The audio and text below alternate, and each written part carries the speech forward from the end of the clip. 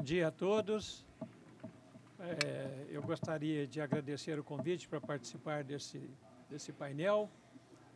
Cumprimento o Dr. Roberto Rodrigues e os meus companheiros de painel e a todos que vieram aqui hoje participar conosco desse debate. Eu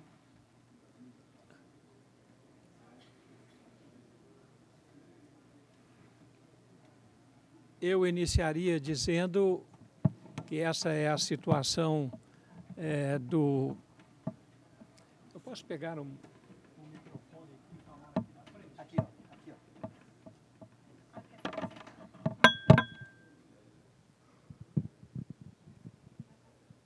Alô?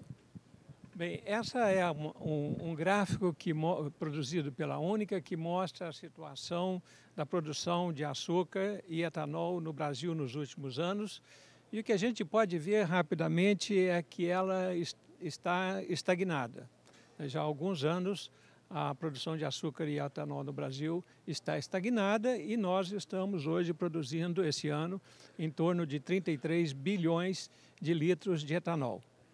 Esse gráfico mostra os major players de álcool, produtores de álcool de etanol no mundo. Em primeiro lugar, nós temos lá os Estados Unidos com etanol de milho, produzindo 56% do market share mundial, e o Brasil em segundo lugar, que produz etanol de cana com 27%, 28% desse market share. O resto são players bastante menores. Nesse gráfico,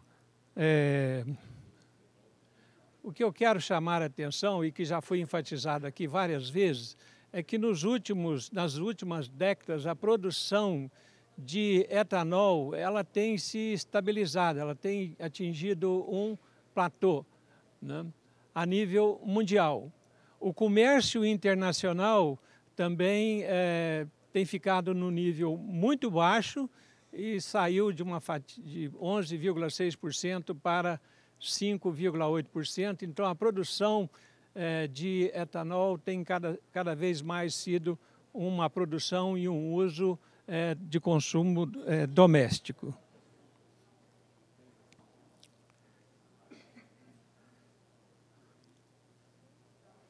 Bem, essa situação também ela se verifica aqui no Brasil. Nós estamos vendo que a exportação brasileira de etanol de 2008 a 2017 passou de 5,1 bilhões de litros para 1,4 bilhões de litros. Quer dizer, nós não somos um player importante no mercado internacional de etanol, que, na verdade, ele não existe muito claramente. Bem, eu sinto um entusiasmo muito grande nessa reunião em mover o etanol como um combustível do futuro, né? O RenovaBio tem sido uma política de governo que existe a expectativa de que ele vá mudar essa situação e os combustíveis líquidos vão assumir, os biocombustíveis, um papel cada vez mais importante na matriz energética dos países e na mobilidade dos povos. E uma primeira boa notícia foi essa aqui, de que a China, a partir do ano que vem, vai usar o E10. E ela precisa de aproximadamente... ela vai precisar de 18 bilhões de litros de etanol, sendo que tem um estudo da FAO mostrando que o Brasil pode suprir 16 bilhões desses 18 que a China vai necessitar. A China não é produtora de etanol, né? Importante. E esse aqui, já que nós vamos falar de milho, né? A importância do RenovaBio está sendo muito bem colocada. A expectativa é que nós vamos produzir muito mais etanol nos próximos anos, mas tem lá aqui também um pedido, né? uma demanda que o Brasil, né, vá produzir a partir de 2025, 3,4 bilhões de litros de etanol. Já que nós estamos falando de etanol de milho, quem que é player nesse jogo? Quem que pode ser player nesse jogo? Quem produz milho no mundo? O maior produtor de milho do mundo são os Estados Unidos, que acabar de plantar uma safra, que a expectativa é de colher 350 milhões de toneladas. Isso no ano ruim, porque eles poderiam estar produzindo 380 milhões de toneladas, porque eles não conseguiram plantar toda a área, porque choveu demais nos Estados Unidos. A China é o segundo maior produtor de milho do mundo, mas tem um consumo também, é o maior consumidor, e é improvável que a China vá usar milho para produzir etanol. Nós somos o terceiro produtor mundial de milho. Nós estamos na faixa de 100 milhões. Desses 100 milhões, hoje nós precisamos de aproximadamente 60 e poucos milhões para consumo interno. E estamos exportando em torno de 30 milhões de toneladas. E o Brasil rapidamente passou de importador para exportador de milho. Quando eu falei que a China não vai se tornar um produtor importante de etanol de milho, eu mostro aqui que... Estou apanhando desse controle aqui. Veja bem, lá no topo, do lado direito, o consumo e a produção mundial de milho estão muito pareados recentemente. E nos últimos 2 anos, o consumo de milho ultrapassou a produção de milho. Isso significa que o preço internacional de milho não vai ser muito barato, não tem um viés decrescente. A mesma coisa na China. A China, a produção de milho não está sendo suficiente para atender às suas necessidades da sua produção de derivados de animais, né, proteína animal. E aqui, do lado esquerdo, embaixo, a gente mostra que na China, além de eles estar produzindo insuficiente, eles estão diminuindo os estoques, né? E isso é o que nós estamos vendo no Brasil nas últimas décadas. O Brasil fez um excelente trabalho na produção de milho. Nós deixamos de ser importador para ser exportadores, e vocês vejam que nós, a partir dos anos 90, nós triplicamos a nossa produção de milho, né?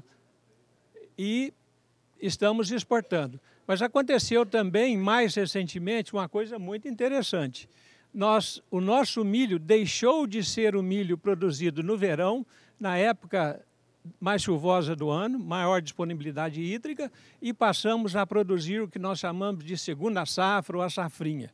Essa safrinha aqui é o milho que é produzido depois da colheita da soja. A soja é plantada no verão, setembro, outubro, né, colhida em janeiro, e aí se planta o milho. Esse milho é plantado numa época que tem uma certa insegurança hídrica. E aí a gente começa a ver que o aumento da safrinha, contribuindo para o total, tem sido mais serrilhado, mais de altos e baixos, por causa dessa insegurança hídrica.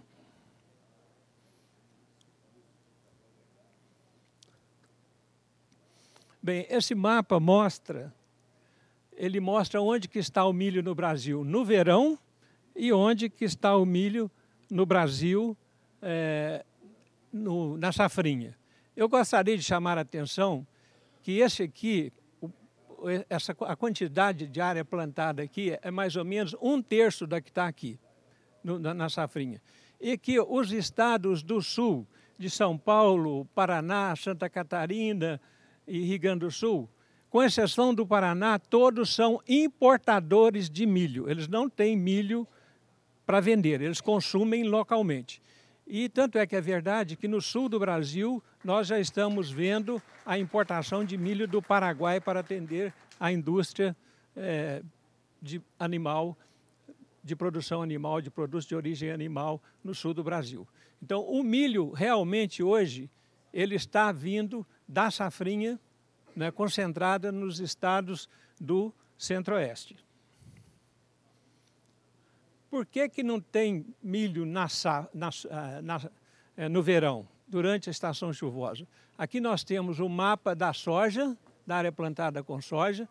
Nós temos mais ou menos 35 milhões de hectares plantados com soja e a soja domina os nossos solos no verão, porque a soja tem um preço muito melhor, é um mercado mais organizado, tem maior rentabilidade, né? Então, a soja realmente é a rainha das nossas lavouras, é muito difícil do milho competir com a soja no verão. Lá na Embrapa, nós preparamos esse mapa aqui, que é realmente o mais importante da minha apresentação, que é a expansão potencial dos plantios de produção de milho na segunda safra, que poderiam ir para produção de etanol. Por que a gente está olhando isso? Porque são as áreas onde o preço do milho é menor, que atenderia às necessidades da indústria de etanol. Então, olhando isso aí pela regionalização da cultura, o mapeamento das necessidades do milho, agroecológicas do milho, nós estamos vendo que estariam disponíveis no Brasil aproximadamente 10,7 milhões de hectares para a expansão do milho na segunda safra. Basicamente no Mato Grosso, Paraná, Goiás, Minas, Mato Grosso do Sul, São Paulo, Rondônia e Distrito Federal. Isso se não tivesse limitação de preço. Mas quando você começa a pagar R$20 na saca de milho, os 10,7 milhões que estariam disponíveis, eles diminuem para 6,7 milhões de hectares. E muda a região também onde esse milho estaria disponível, que seria, já estou terminando, seria Mato Grosso do Sul, Paraná, vocês vejam, cai para 6,5 milhões. Isso daria para produzir 37 milhões de toneladas de milho, que transformando em etanol, a gente conseguiria produzir 15 bilhões de litros de etanol. Eu só vou voltar aqui na anterior. Bem, esse aqui mostra a produção de etanol de milho no Brasil, e a gente vê que ele está crescendo no Mato Grosso. O Mato Grosso saiu de 2012 para uma quantidade muito pequena, e hoje nós já temos a produção de etanol de milho no Mato Grosso em 1,05 bilhões de litros. Então é para esse lado, para essa região, que o milho está indo, o etanol de milho está indo. Mas, de qualquer jeito, a R$20 ainda é um preço que a indústria vai acessar milho suficiente para produzir 15 bilhões de litros de etanol. Mas para um crescimento nos números que estão sendo colocados a nível mundial e a nível do RenovaBio, eu acredito que os produtores vão exigir um preço melhor. Eu recebi um vídeo ontem, iniciou a colheita no Mato Grosso, Sinop. Tem um produtor que estava muito satisfeito recebendo os R$20 pela saca dele, mas ele plantou na janela ótima da segunda safra, que foi janeiro, recebendo os R$20, ele estava produzindo 150 sacas por hectare. E disse que tem talhão que ele estava produzindo mais. Mas essa não é a realidade do Mato Grosso, né? Porque quem vai plantando no final da janela, vai entrando para dentro de fevereiro e março, vai produzir 70 a 80 sacas por hectare. E aí R$20 não vai remunerar esse produtor. Mas, de qualquer jeito, o que eu quero dizer é o seguinte: nós temos área e tecnologia para aumentar em muito, acima dos níveis que estão propostos no RenovaBio, a produção de bioetanol sem invadir a floresta amazônica e sem fazer ruptura em outras lavouras. Quer dizer, o potencial nosso é bastante elevado. Muito obrigado.